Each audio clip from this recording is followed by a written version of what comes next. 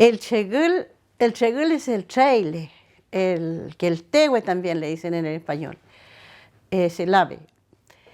Esto es una danza de chegul, de traile, sobre todo este tiempo. Este tiempo ya viene a anidarse, hacen llover, cuidan las casas.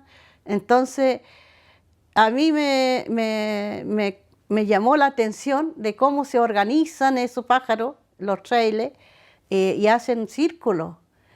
Y mi abuelo decía de que cuando el trailer hacen eso, hacen llover, pero también es cuando están enamorados. Es una danza antigua, muy antigua, y es una danza solamente de la zona cordillera. Sí, de la carretera hacia la cordillera se danzan esta danza.